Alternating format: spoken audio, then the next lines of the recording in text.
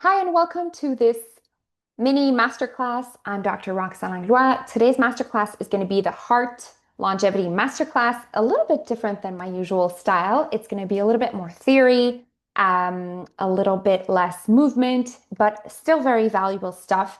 And I think you'll find it pretty fun. So welcome. Today we're going to do a 40-minute masterclass with 20-minute Q&A. That's going to be off the record. You can ask all your questions.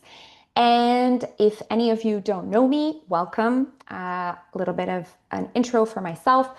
I'm a Canadian physician, and yeah, basically one day I was in the ER and I kind of got fed up with people coming in with heart problems and having that feeling that I should have talked to this person 5 to 10 years before this event. And that, sure, I could, unclog things, repair things, and stuff like that. But ultimately the real work should have done in the prevention and the alignment and the alignment of mindset way before.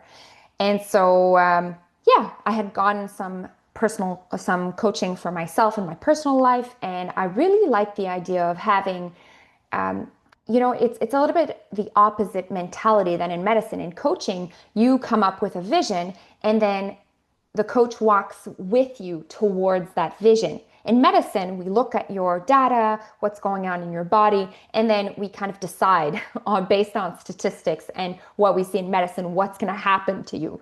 And we give you pills and solutions that are based on the general population. But I was finding that there was kind of a gap in patients who were a little bit more proactive and had that ability to focus themselves and what I found basically through my work was that anyone who was able to have an intentional life was able to benefit from focusing in their heart health. And so that's what I'm presenting today. It's part of my work. So, all right, I've got a few notes here. Yeah, so it's just very satisfying for me to help people with their heart health in the long term and have that long-term vision. And instead of me telling them, hey, you according to these guidelines, you should be doing these tests in 6 months or taking these blood tests or taking these pills. Well, I help the person come up with the vision and then I walk with them towards that vision. And then after a certain period of time, the momentum has built up where they're able to maintain this momentum and continue building that momentum by themselves. They don't need me for the rest of their lives as a physician to prescribe tests and whatever gadgets and pills for the rest of their life, right? So I just find that exciting. I find it super empowering.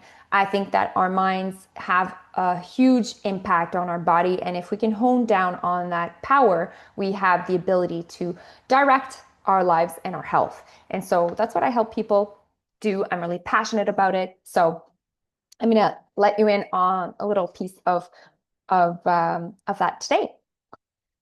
All right, just checking my notes to be sure that all right, yes. Yes. So yeah, my ultimate goal is to empower you to um, to have more tools to lead your health and lead your life. All right. So today we're going to explore three concepts that are related to heart health and longevity. So the first concept is going to be the power of choice and the fact, the concept that we have agency over our longevity. I'm going to talk about two patients that have helped me form this belief because I didn't always believe that we had agency over our longevity. I thought that, it was basically diet, exercise, and genetics that determined, and maybe a bit of luck, that determined the length of our lives. But after observing patients and being around people who die, like that's my job. I'm around people who die, right? In palliative care, in the emergency, some people die. And you know, in this, it's just the demographics. There's more older people in the hospital. So being around death and patients has really led me to study what helps people have longevity. And here I'm not talking about longevity that's kind of a default.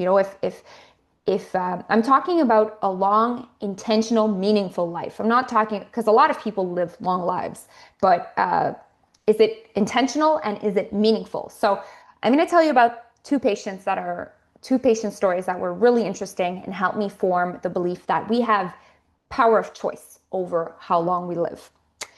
And then the second concept I'm gonna explore is the power of expectation in our longevity, what we believe are repetitive thoughts surrounding this topic, I believe really influence our longevity and our actions that we take in our daily lives.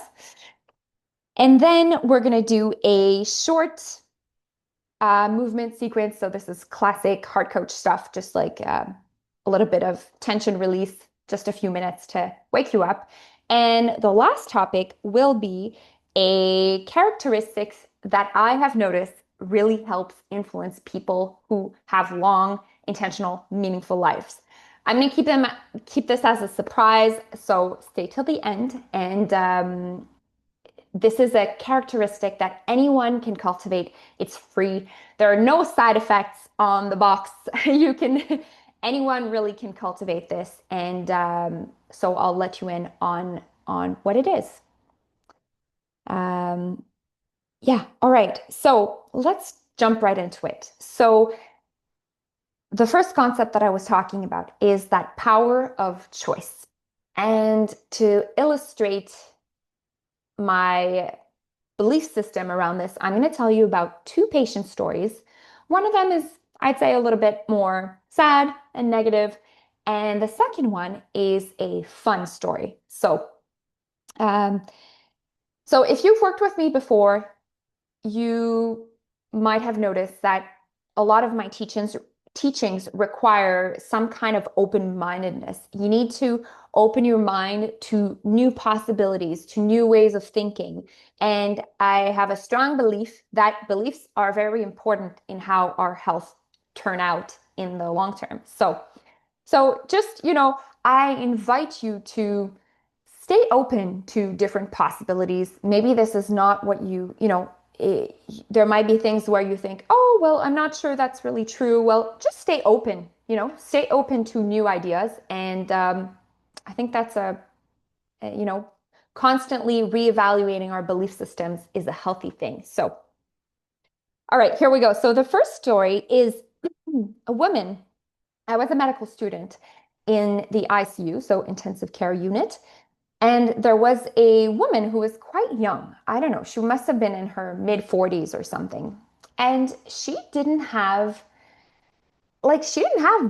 that many problems, right? She might have been, I remember she was overweight and a little bit diabetic and, but nothing major or out of the ordinary, nothing that could really mandate someone to just die and be in the ICU, really. But she had come up with a pulmonary embolism. So that's basically a clot in the lungs. There's a spectrum. It can be you can not notice it, you can spit up blood, or you can die instantly. So there's a big spectrum.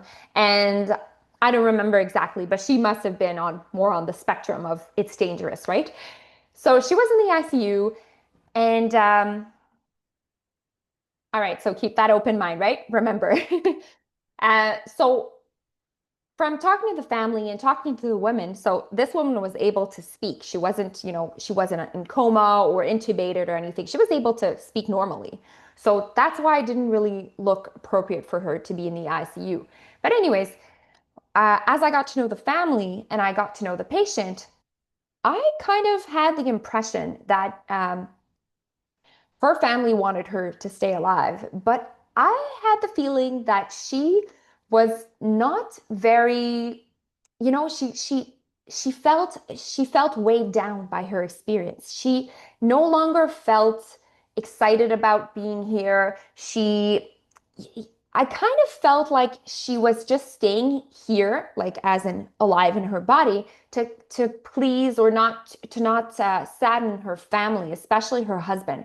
And I could tell her husband really, really wanted her to stay. Like he was like a dog on a bone, not wanting her to leave this place. And and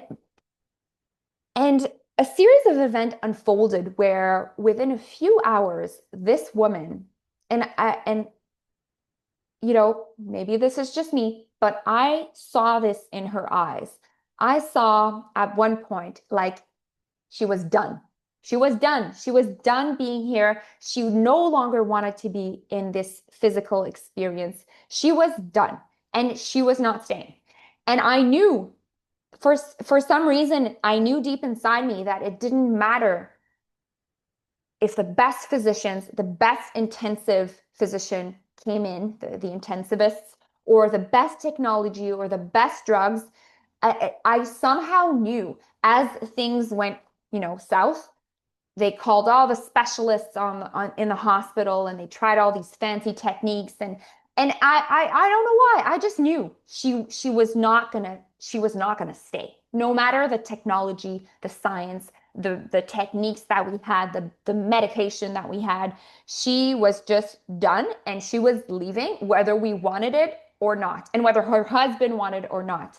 So so that's the example of it's a little bit sad that someone in her mid 40s would, not taking care of her health and not feeling very well and feeling weighed down by her experience would just want to leave. And of course, I don't know everything about this woman. This is just my impression.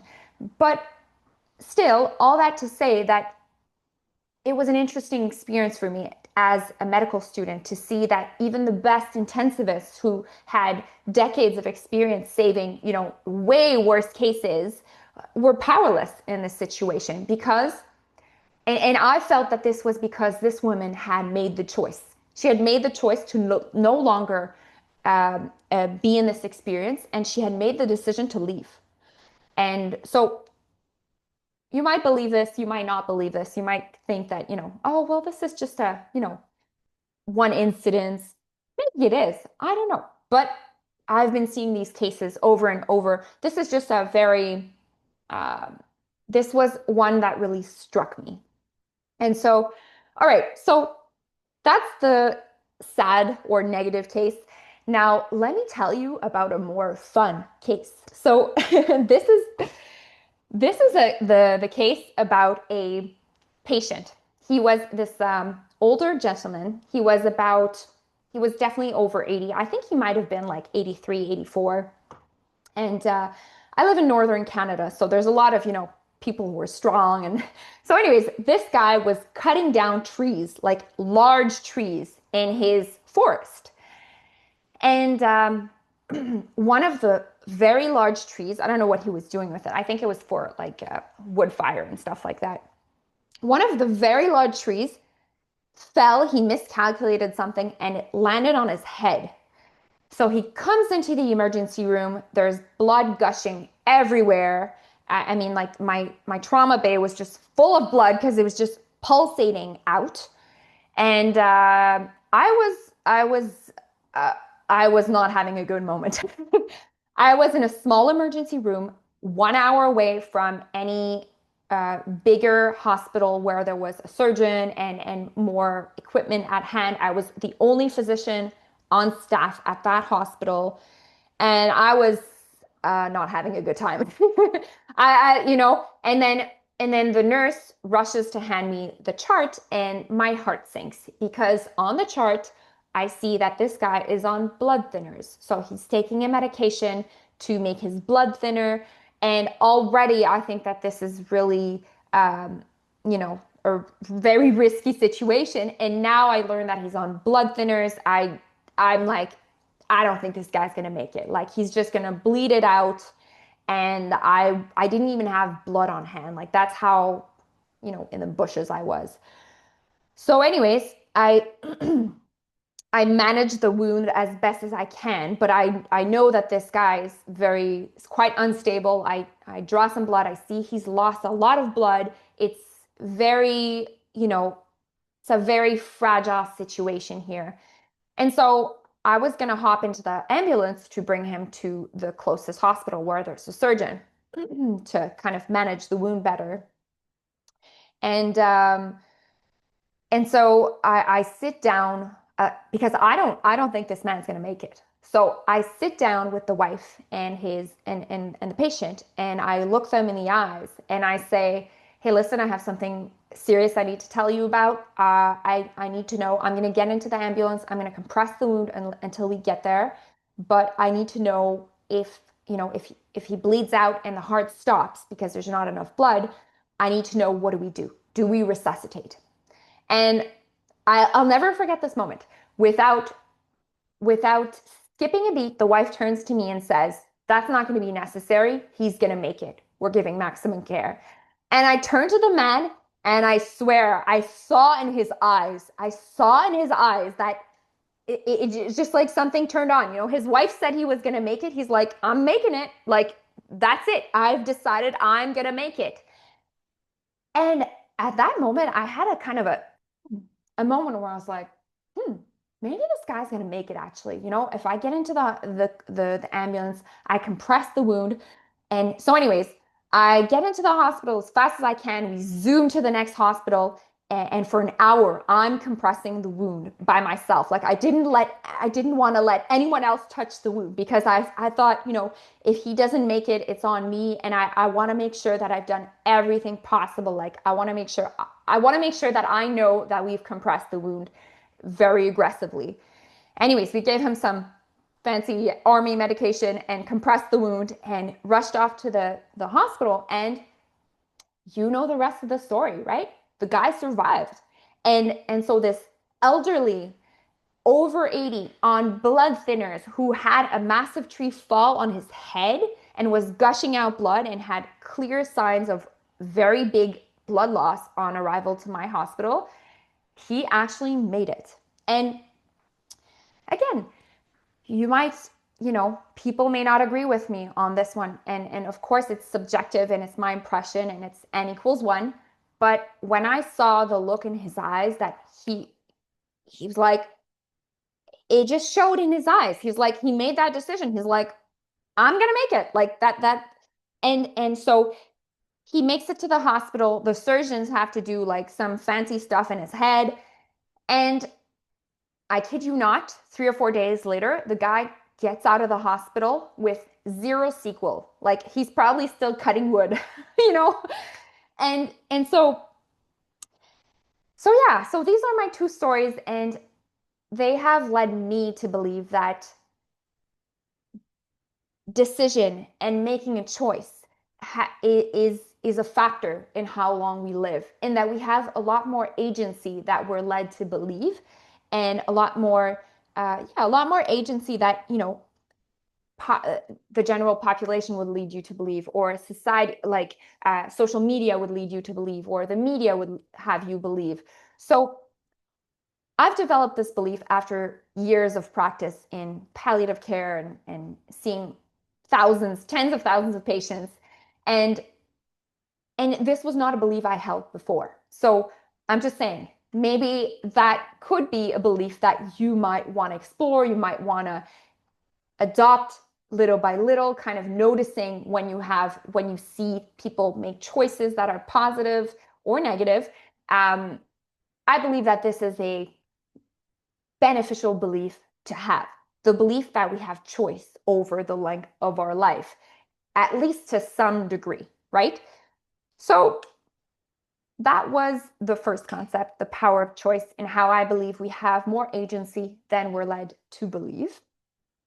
And let me take a sip of water. We're going to go on to the next concept.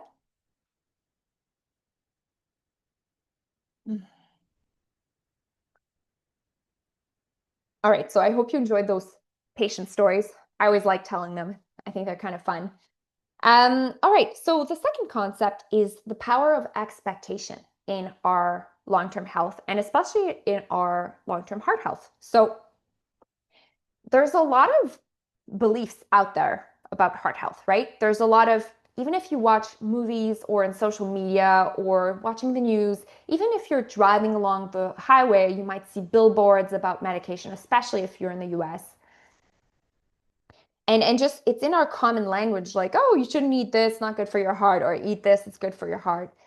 So there's a lot of information that's very prevalent in, our common knowledge. And so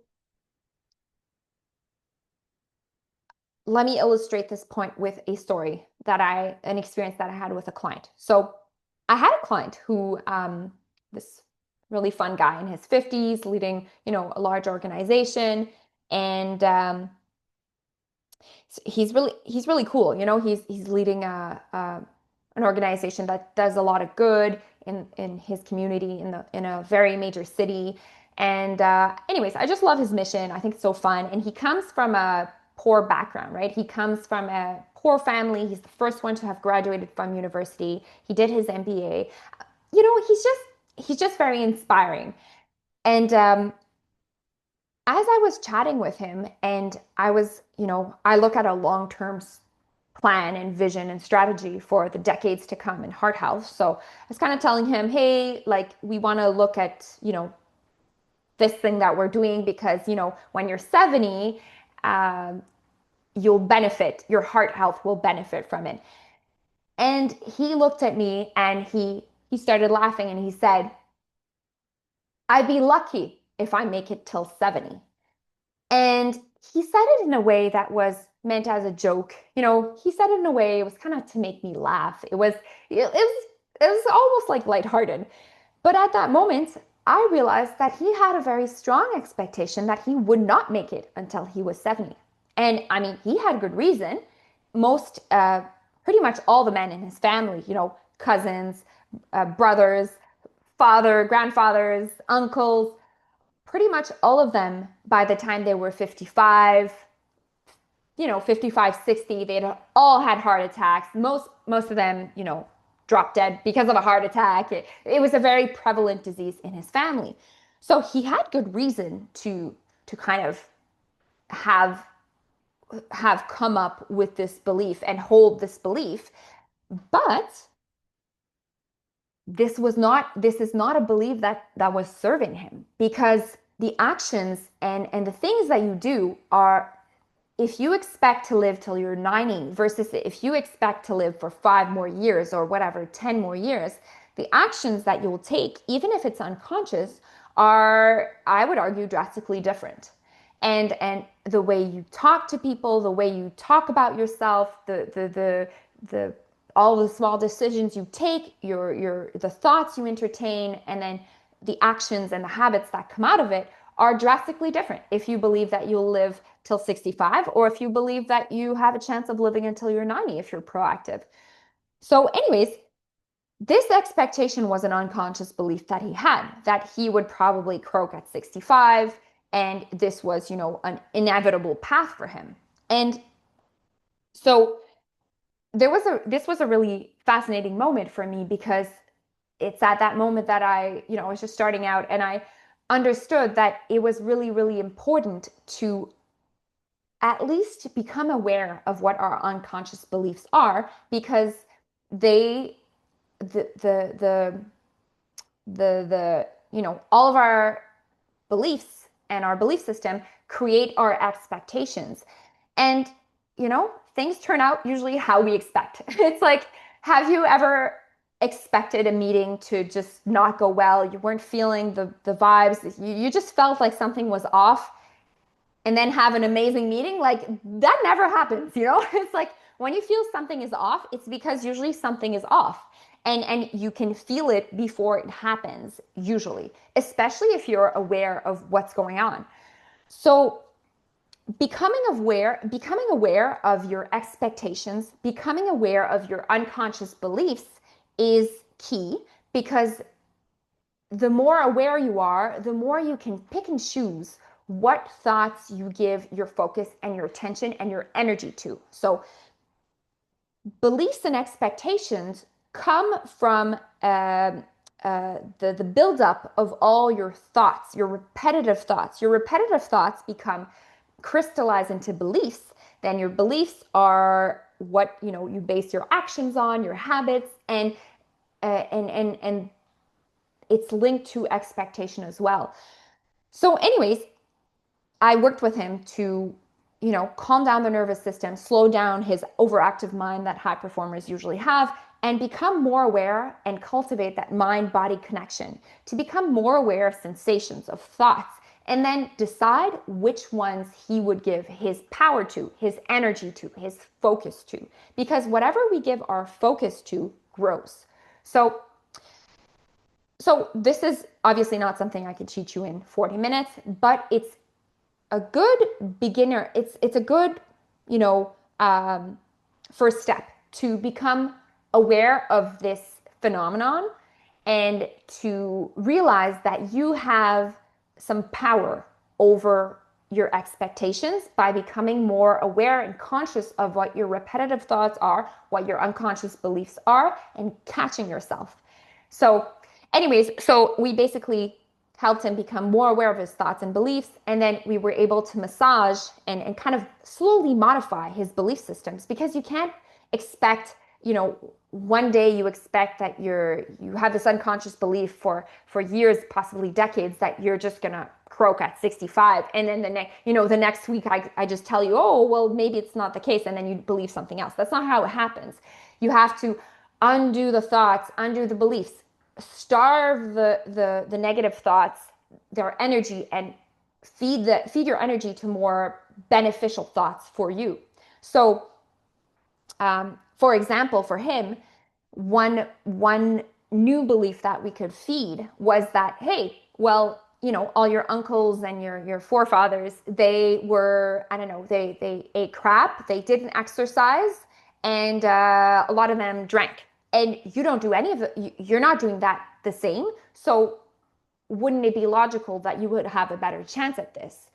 Or another belief was, okay, your forefathers had this problem, but also none of them went to school. Like nobody finished university, and you graduated from an MBA. You're doing this differently. So why couldn't you do the heart health differently? And then he was like, oh yeah, that's true. Like there's a lot of things that I'm not doing the same as my family that I do differently, and I'm also doing differently in my heart health.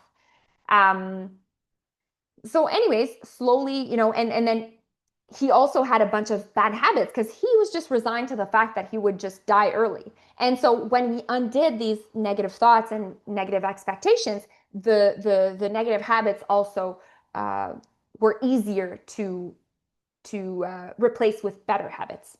So, anyways, now becoming conscious of your expectations and your beliefs is super powerful, and it's something that you should consider if you want long-term heart health. So, hope that makes sense.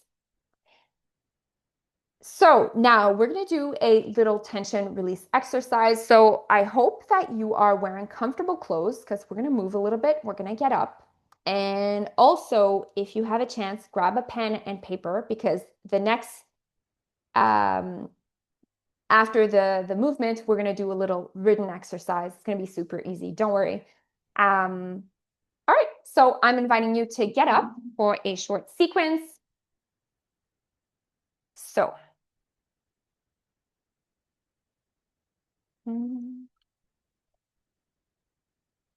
Okay. So classic movements just to release tension in your body. This helps you feel a little bit more alive, and it releases tension in your body and signals to your body and your brain that you can relax. A key concept in long-term heart health. We want to be able to manage and direct our nervous system responses. Okay, so we're going to start with some shaking. So you're going to basically bounce on your knees, loosen your shoulders, like drop your shoulders like this, and have your arms loose, shaking like this. There should be no pain. You should just be loosely shaking. All right. Now, the breathing in this is quite important. We're going to breathe in through our nose. So breathe in through your nose, and then long exhale throughout your mouth, through your mouth. The point of the long exhale is to signal to the body that it can relax. And there's also an activation of the parasympathetic nervous system, which is the nervous system that helps you relax. So getting out of fight or flight, to rest and digest. So breathe in through your nose. Breathe out through your mouth. All right. So now that you understand a little bit of the theory, you can close your eyes and gently continue the breathing.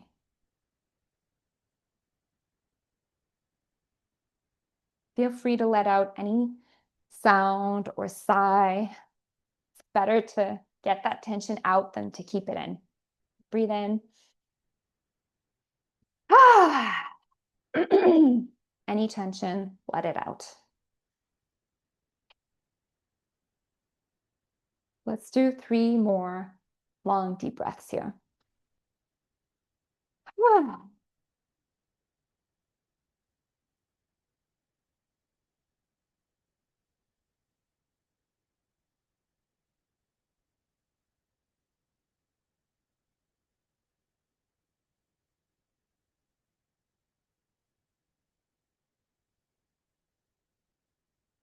Perfect.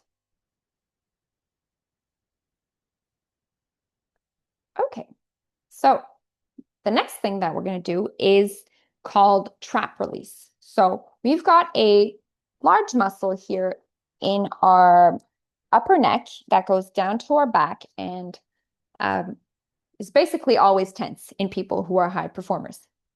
So it's kind of the typical tension pattern for people who bear a lot of responsibility, the weight of a lot of responsibility. So feeling the weight of the world on your shoulder, that's where the expression comes from. It's like the trap muscles are very tense because you're kind of, protecting yourself and holding all the responsibility. So we want to relax those muscles because it's not good for you and it's not good for your breathing. It's just and it causes pain, posture problems.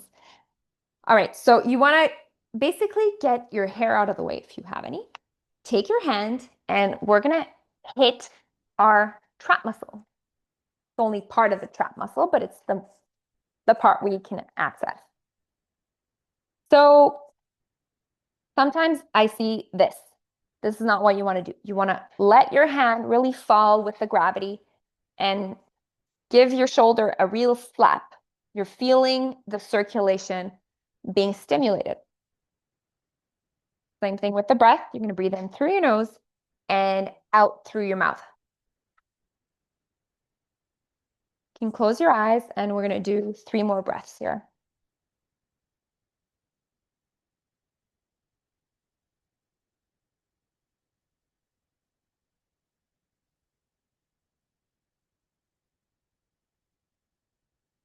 Hey, great job. Okay, now the other side, same thing. You're going to take your hand and you're going to hit your trap muscle.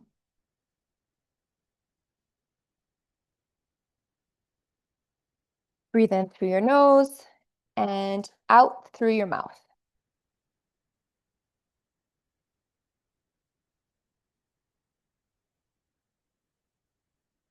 So continue tapping. And I just want to explain a little concept. So I'm right-handed and my right side is usually more tense than my left side. So I spend a little more time releasing my right side because it's more tense. There's more, tension in it, in the muscle. So whatever side is more tense that you feel more tenderness, let's say, you can spend a little bit more time on it. That means it needs a little bit extra tender love and care, okay? So 3 more breaths here. We're going to breathe in through our nose. Let out any tension with your long exhale. 2 more breaths here.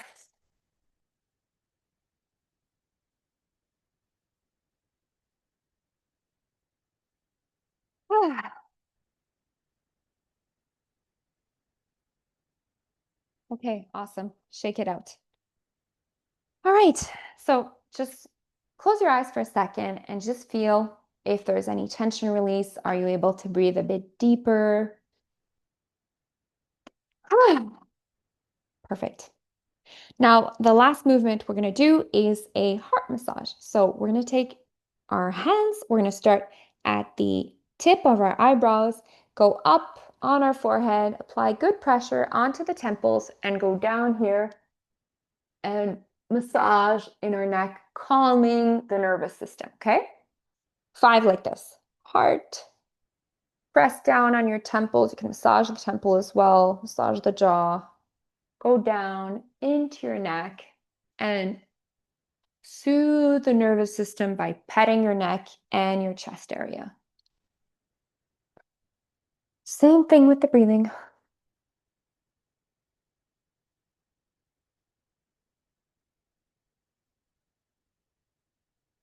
Let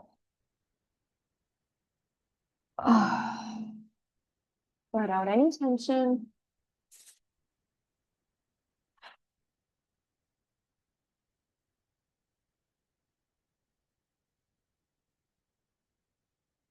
Two more.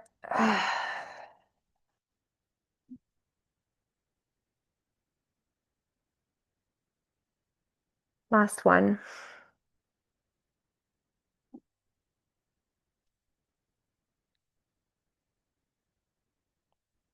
All right, keep your eyes closed.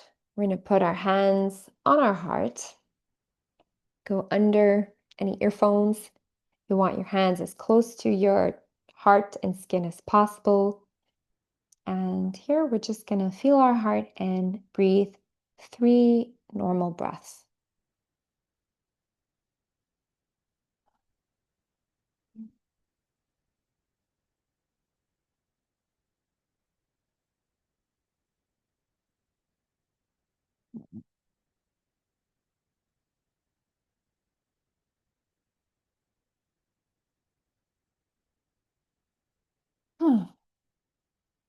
Whenever you're done, just release your hands. And when you're ready, open your eyes. I hope you feel better. I hope you feel relaxed. All right. And now for our last topic, that characteristic that people who live long, healthy, intentional, meaning lives do on purpose.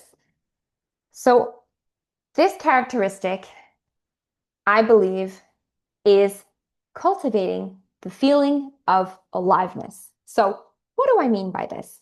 I'm gonna again illustrate a patient with for this characteristic. No, actually, I'm going to tell you about what the feeling of aliveness means because sometimes I work with people and because of the heavy responsibility people have and being so diligent with carrying out their duty and the responsibilities, sometimes people kind of don't really know what I mean. And so let me just illustrate with examples from my life. So, for example, one thing that makes me really, really feel alive for me is rollerblading. I just love rollerblading. I don't know what it is, something about the movement, like me moving faster on a surface. And I lived in this really beautiful place where there's mountains, there's the sea, and there's this bike path close to my house that has basically kind of a lagoon on one side and the sea on the other. And you can see the sunset behind the mountains in the evening. And it's just the smell of the air and the wind and the good vibes of people feeling good around there is just so invigorating. And for me, that makes me feel extremely alive. I feel like I'm in the flow. I feel energized. I feel like vital energy is pouring through me as I'm doing this activity. I feel so completely at peace. And whenever I get an idea while I'm rollerblading in that place, you know it's a good one, and I should write it down right away because it leads to good things. So that's kind of what I'm talking about, the feeling of aliveness. Cultivating that feeling is really, really important. And I've noticed that in people who live long, healthy, intentional, meaningful lives, this feeling is cultivated. So they don't become old and grumpy, which I believe is a choice. They choose to stay curious, to cultivate that feeling of aliveness. And how you do that is simply through doing stuff that you love. Sometimes that requires a little bit of practice because some people have forgotten what they love to do. And sometimes they'll do things that other people like to do or what they're expected at their age and whatever demographics they're at. They do things that, oh, people my age, like to do this, so I'll just do this. But they don't really feel alive from it. So my encouragement is for you to reflect. What makes me feel alive? Not what other people think I should be doing, not what is portrayed in the media, and not what I've been told I should do. What do I feel? What makes me feel alive? And so one of my patients is 88. His name is Gilles. And he's this really super inspiring 88-year-old. He has three homes that he tends to personally. He golfs in the summer 3 times a week. He goes on double dates with his wife. He has a house in northern Canada and a house in Florida, and he drives every year to the house.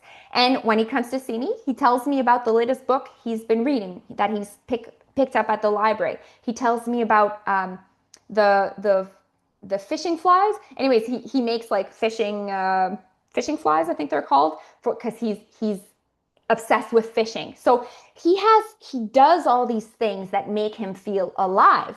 And I actually I've been studying this since I was a medical student. Like this fascinated me. What makes people live longer and what are the characteristics of people who don't? So I asked him, I was like, what do you think is your secret? And he's like, oh, well, it's just a choice. And so choosing to cultivate that feeling of aliveness will, you know, it can't hurt you, if anything, right? So if even if you don't believe that this is necessarily going to bring you into old age, well, it won't hurt. So you might as well try it. And if anything, you'll benefit from it right now in your present from doing more things that make you feel alive, which is kind of the point of life, right? So, anyways, those were my three concepts. I hope that you enjoyed the masterclass. I'm super happy that you stayed until the end. And if this is something that interests you, that you want to learn a little bit more about, I have a 90-day program where I coach men to have a long-term heart strategy. And yeah, so feel free to book a call with me. You can check out my website, heartcoach.ca. There's all the info there, and you can book a call if you think that this would benefit you in the long term. I would be happy to have a chat and to offer you a heart strategy call. And yeah, as always, super happy to spend time with you. And until next time, bye.